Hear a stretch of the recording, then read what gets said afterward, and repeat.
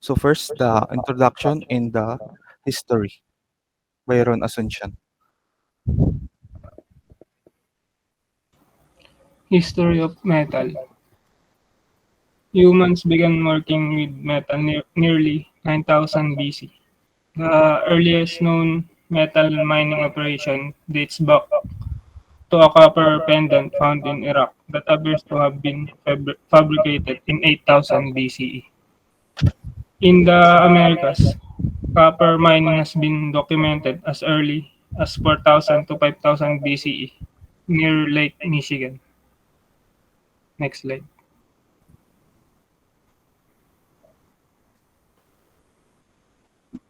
The Bronze Age begins around 3300 BC in India. Metals are melted down in a furnace where bronze and copper and tin are combined. Bronze became the first hard metal and used as a political material, influencing the rise and fall of civilizations, as it was used in crafting other weapons of war. In 1485, Leonardo da Vinci drew a preliminary sketch of a rolling mill. It was created in 1590 and in 1700s, when the Industrial Revolution erupted. Plants creating lead and tin plates brought metalworking into a whole new level. Next slide. Metal fabrication. Metal fabrication is the process of converting raw materials into pre-made shapes for assembly use. It is a value-added process involving the creation of machines, parts, and other structures from various raw materials. Next. So next, the procedure for steel metal. Una po muna is materials preparation. Then we'll go to coking plant and sinter plant. Then we'll go to blast furnace. So first, raw materials preparation. So raw materials must be gathered and will be found in mining areas. So um, first must be gathered some raw materials such as iron ore, limestone, coal, and scraps in mining area. So yung pinaka most common po dito is yung iron ore and limestone. Then it will be grounded para po mas maging finer particles pa po siya pag papunta na po dun sa um, coking plant and sinter plant. So next, una muna is yung coal.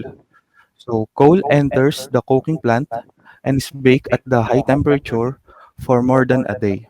So the resulting coke is cooled down with water until it's hard and porous. Then para po ilagay po siya sa blast furnace.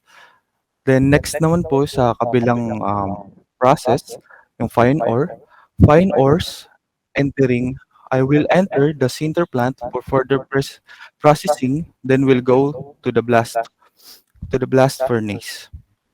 So dito naman po, extremely hot air is used to kick the iron ore into coarse lump. Then, ito po ay tinatawag na sintering process.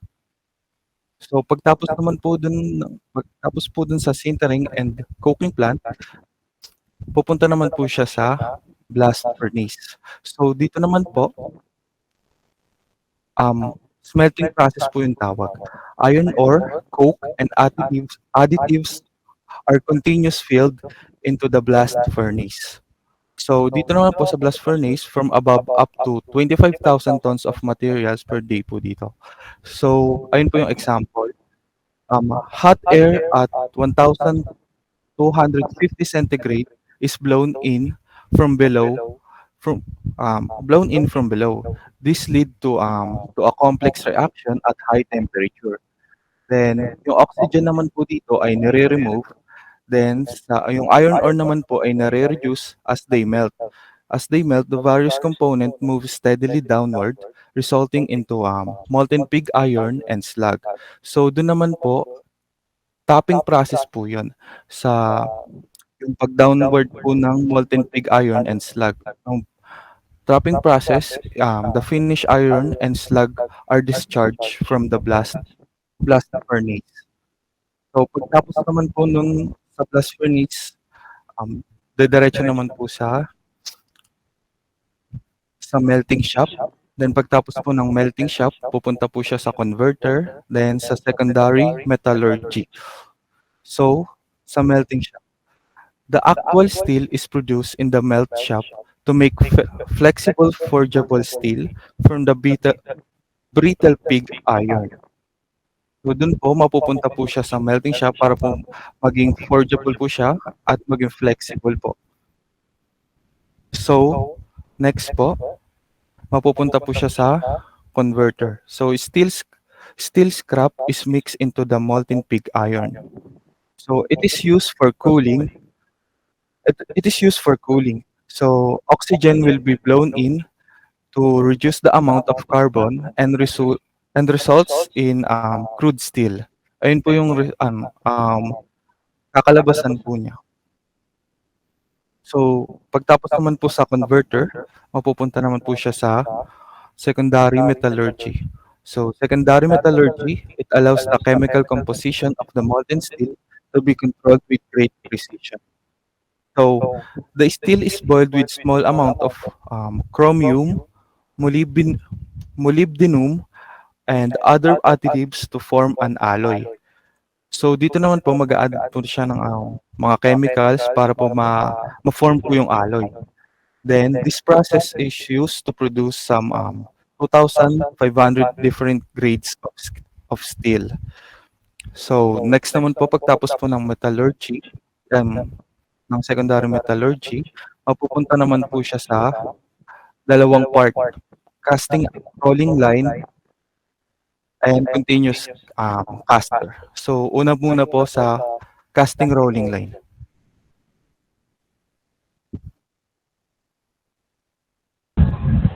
Bali, sa casting rolling line, ang nangyayari po doon is, una is pinupour po yung molten steel into a mold.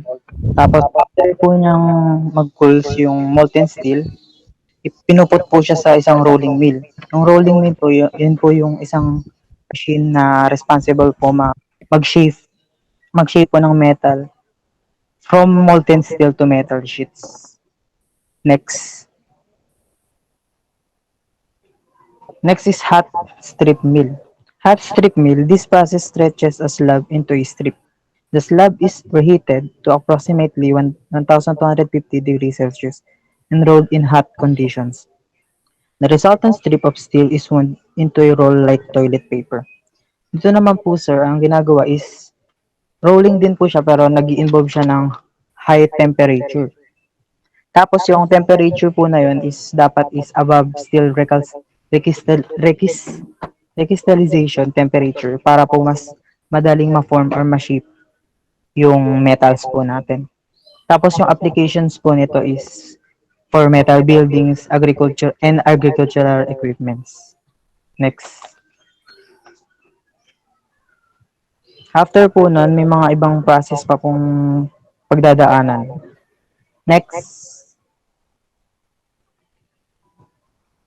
Isa po dun is tinatawag na cold rolling mill. This process rolls hot coils at normal temperatures to the product thickness.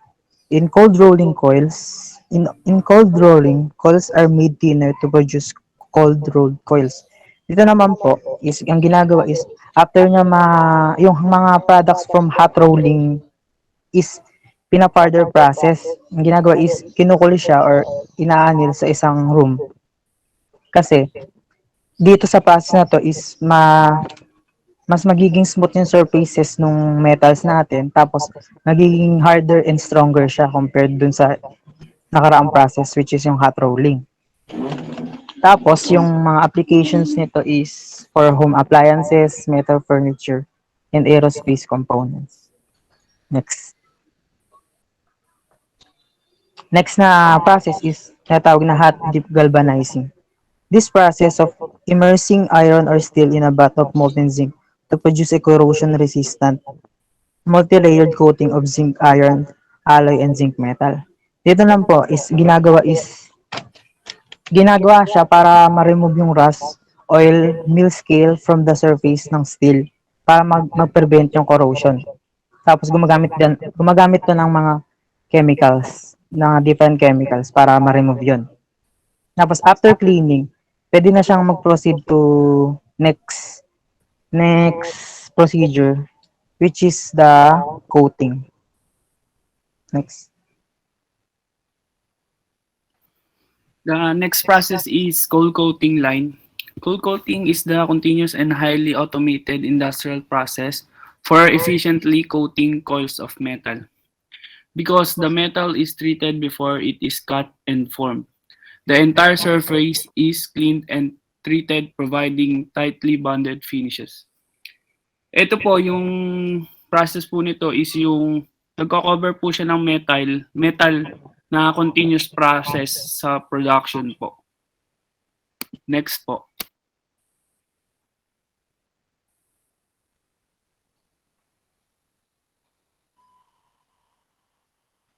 So next naman po yung sa continuous caster, then papuntang plate mill, then yun na po yung magiging production of steel metal. So continuous caster po. For the continuous caster po, ang nangyayari po dito is yung molten metal po ay papasok po siya sa isang mold kung saan dahan-dahan po papalamigin. Then, after po lumamig, titigas po siya. So, after po tumigas ng metal,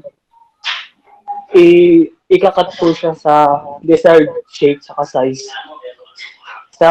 Then, after po niya makat, ang mga common na metal that properties is billets, blossom, and fixed slugs. Next.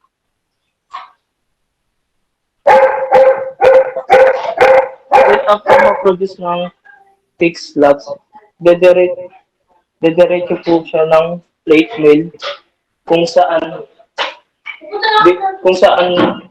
nung ma-preheated slabs to produce steel plates with the thicknesses above 18 centimeters. Then, after po yun, is yung produce is pwedeng gamitin po siya sa mga large cranks and sa different heavy machines.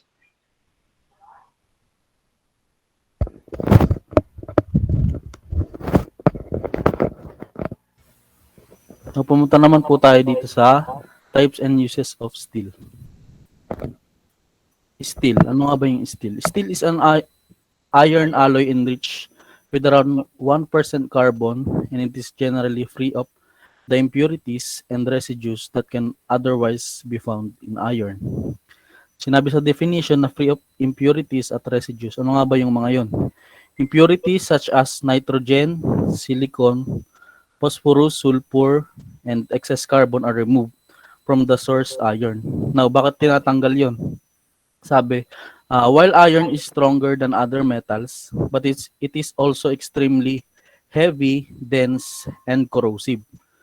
Now, ano yung ginagawa para mapatibay yung mismong steel na mula rin sa iron? Sabi dito, purely iron constructions are challenging to construct and maintain for these reasons. Alloying elements not only protects iron against these flaws, but it also strengthens it. Alloying elements such as manganese, nickel, chromium, carbon, and vanadium are added to produce different grades of steels. Next. Now, ito yung mga application ng steel. Steel in general is used in various applications. As we can see in the pie chart, 28% for construction, 25% in engineering, 14% automotive, 8% metal goods, and 25% other industries. Una sa construction with 28%. Yung mga kadalasan nating nakikita sa mga tinatayong mga different structures. Una rebar steel. Uh, and ito yung mga plain steel wire for concrete reinforcement. Epoxy-coated steel bars for welded deformed steel, plain bars, rail steel deformed bars, TMT steel bars, stainless steel, low alloy steel, axle steel, and low carbon steel bars. And sa mga structural steel naman, yung mga I-beam, Z-beam, HSS beam, L-beam, T-beam, rail profile, bars, rods, plates, structural channel tulad ng C-beam at mga cross-section, open joist of the web, and so on. Now, yung sa 25% sa engineering, engineering steels are used for general engineering and manufacturing sectors. Tulad ng building construction, highly favored building frame material. Renewable energy sources like solar, hydro, and wind power use the stainless steel components. And ano pa yung ibang ginagamit sa engineering? Sa power plants, sa machines, manufacturing and fabrications, gaya na lang ng mga material na ginagamit natin sa thesis nating mga ME students. 14% sa automotive. On average, 900 kg of steel is used per vehicle. The steel in a vehicle is distributed as follows based on total vehicle curb mass. 40% is used in the body structure, panels, doors, and trunk closures for high strength and energy absorption in case of a crash. 23% naman sa mga drivetrain consisting of cast iron, sa engine block, machinable carbon steel for the wear resistant gears. 12% sa suspension using rolled high strength steel strip. The remainder is found in the wheels, tires, fuel tank, steering, and braking systems. Sa metal goods naman, ito lang yung most steel na nakikita natin sa hardware such as steel plates, steel sheets, pipes, and bars. And yung mga other industries na 25%, ito yung mga domestic appliances such as household appliances like fridge, TV, oven, sinks. Mga electrical equipment, transportation such as trains, motorcycles, bikes. At pati na rin yung mga hospital equipments, especially surgical equipments. Next. Different types of steel and its application. Una is yung alloy steel. Alloy steel is made by combining elements such as chromium, manganese, nickel, tungsten, or vanadium with iron. Each of the alloying elements brings different properties to the mix, thus making alloy steel highly customizable. Alloy steels provide required high strength to support such large structures. Next. Yan, yung kung makikita natin sa picture, mga pipes na ginagamit sa power plant. Alloy steel is most commonly used to manufacture pipes, especially pipes for energy-related applications. It is also used in the manufacturing of heating elements in appliances like toasters, silverware, pots and pans, and corrosion-resistant containers. Even concrete structures use alloy steels as reinforcement to add strength and reduce the overall weight of structures. Smaller items such as screws, nails, and bolts made of alloy steel are used in the building and construction industry. Next.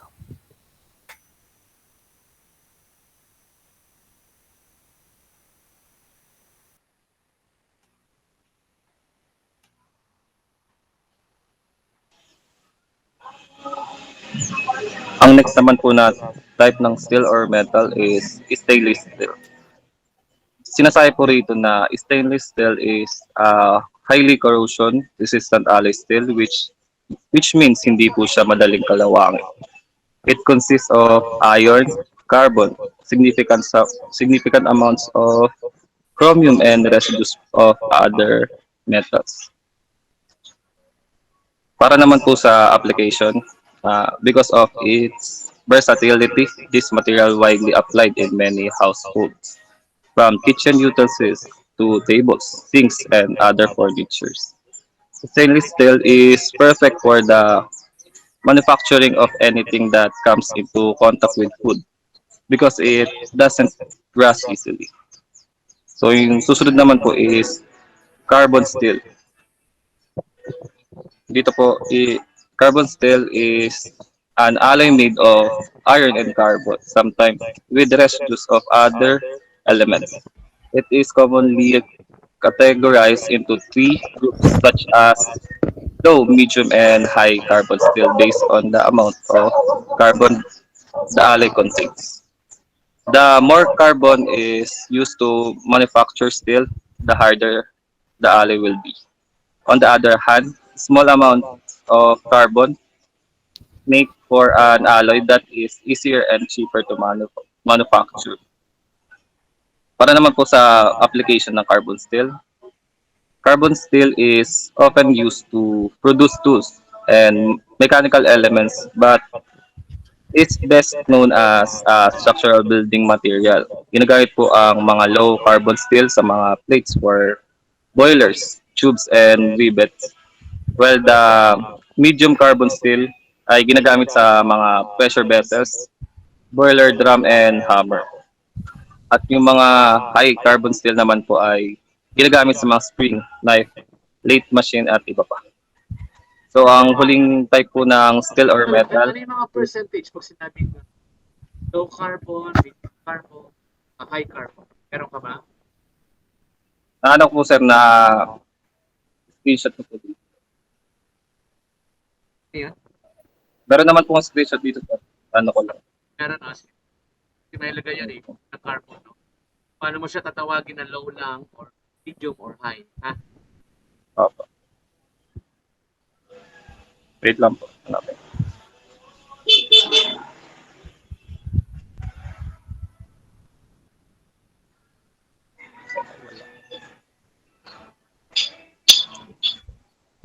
Hindi ko po na-indicate sir. Pero Sige na lang. Pag ano, bago ipasa yung mga picture. wala po sa screenshots.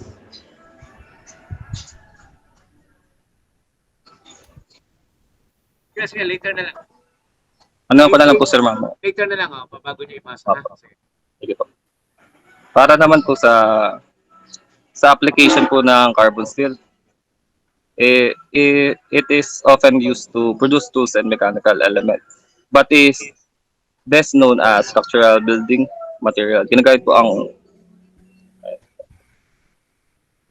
ayun po yung mga sa low, medium, and high carbon po. Ang huling type naman po na steel or metal is tool steel po, which family ng carbon and alloy, but may distinct characteristic din siya such as hardness, toughness, and resistance to softening. So it consists po siya ng cobalt, molybdenum, tungsten, or vanadium. So due to its hardness, tool steel is used for the manufacturing of cutting, drilling, and other shock-resistant tools. So para naman po sa application, tool steel has wide variety of applications, including construction, shipbuilding, and automotive industry. It is primarily used to machine and make changes to different kinds of steel. So, yun lamang po yung aming report.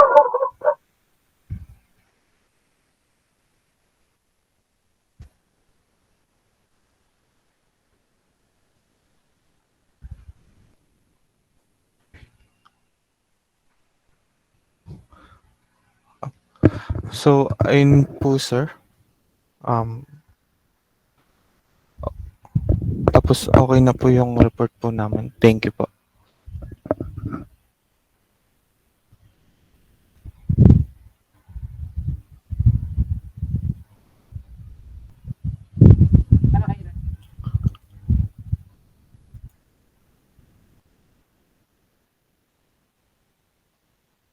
Kaya kayo i-report.